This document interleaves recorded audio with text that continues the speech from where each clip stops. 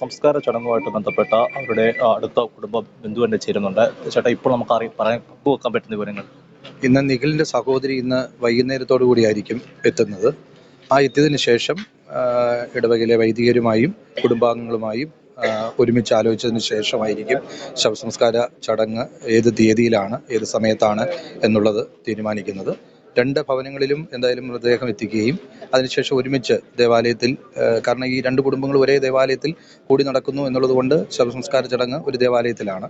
അപ്പോൾ 4 മൃതദേഹങ്ങളും ദേവാലയത്തിൽ എത്തിച്ച് അത്തരത്തിലൊരു പൊതുദർശനം കൂടി ആളുകൾക്ക് കാണാനുള്ള ഒരു സൗകര്യം കൂടി ചെയ്യണം എന്നാണ് ആലോചിച്ചിട്ടുള്ളത്. അത് ഈ നിഖിലിൻ്റെ സഹോദരി കൂടി എത്തിയതിനു ശേഷം. സഹോദരി ഏത് രാജ്യത്ത്?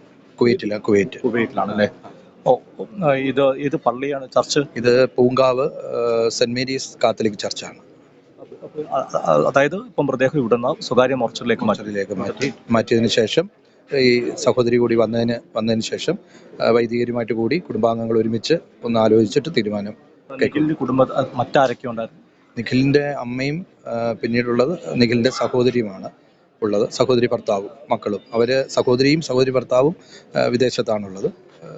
ഇപ്പോൾ അമ്മ മാത്രമായിരുന്നു കോന്നിയിൽ വന്നിരുന്നത്. ഇപ്പം അമ്മയങ്ങ് വീട്ടിലേക്ക് കൊണ്ടുപോയി.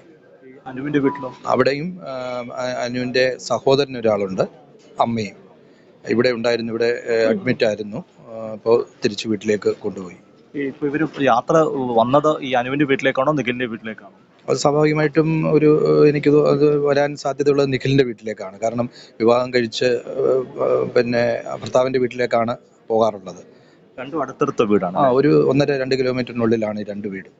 ഏതാണ്ട് അപകടം സംഭവിക്കുന്ന ഒരു 10 കിലോമീറ്റർ 10 കിലോമീറ്ററിനുള്ളിലാണ് ഈ അപകടം സംഭവിക്കുന്നത്. മുറിഞ്ഞകല്ലും മല്ലശ്ശേരി മുക്കും അല്ലെങ്കിൽ വട്ടക്കുളഞ്ഞി എന്ന് പറയുന്ന ഈ പ്രോപ്പർ സ്ഥലവും തമ്മിൽ അത്രയും വ്യത്യാസം മാത്രമേ ഉണ്ടാവൂ.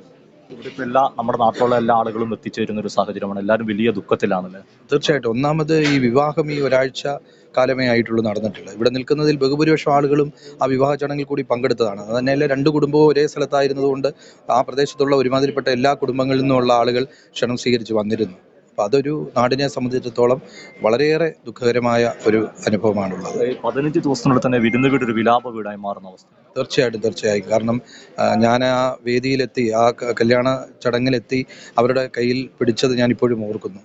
അത്രയ്ക്ക് ആ കുടുംബം, 2 കുടുംബവും വളരെയേറെ സന്തോഷത്തോടു കൂടി എത്തിച്ചേർന്ന് ആ ഒരു സന്തോഷ നിമിഷമാണ് ഇത്തരത്തിൽ ഏറെ ദുഃഖകരമായ ഒരു അനുഭവത്തിലേക്ക് പോയിട്ടുള്ളത്. പക്ഷേ വിധി അപകടത്തിന്റെ രൂപത്തിൽ കവർന്നെടുത്തില്ലായിരുന്നെങ്കിൽ ഒരു 15-20 മിനിറ്റിനുള്ളിൽ വീട്ടിലേക്ക് എത്തേണ്ട കുടുംബങ്ങൾ. തീർച്ചയായിട്ടും. ഒന്നാമത് ക്രിസ്മസ്, ന്യൂ ഇയർ ഒക്കെ വരുന്നു. പുതുതായി വിവാഹം കഴിച്ചതിന് ശേഷമുള്ള ആ ഒരു ക്രിസ്മസ് ആഘോഷമൊക്കെ ഒരുപക്ഷെ അവരുടെ മനസ്സിൽ വലിയ തീരുമാനങ്ങൾ ഒരുപക്ഷെ ഉണ്ടാകാമായിരിക്കും. എന്തായാലും അതെല്ലാം പൂർണ്ണമായും നഷ്ടപ്പെട്ടു. മനസ്സിലാക്കുന്ന ഇപ്പോൾ ബിജുവിന്റെ പോസ്റ്റ്മോർട്ടം നടപടികൾ പൂർത്തിയാക്കിയിട്ടുണ്ടല്ലേ? ബിജുവിൻ്റെ പോസ്റ്റ്മോർട്ടം നടപടിയാണ് ഇപ്പോൾ നടന്നുകൊണ്ടിരിക്കുന്നത്. നിഖിലിൻ്റെ പിതാവിൻ്റെ പോസ്റ്റ്മോർട്ടം നടപടി പൂർത്തീകരിച്ചതിന് ശേഷം സ്വകാര്യ മോർച്ചറിയിലേക്ക് കൊണ്ടുപോയിട്ടുണ്ട്. ഇപ്പോൾ ബിജുവിൻ്റെ പോസ്റ്റ്മോർട്ടം കഴിഞ്ഞ ഉടൻ തന്നെ ബിജുവിനെയും ഓരോരുത്തരായി പോസ്റ്റ്മോർട്ടം കഴിഞ്ഞ് മോർച്ചറിയിലേക്ക് വെക്കാനാണ് തീരുമാനിച്ചിട്ടുള്ളത്.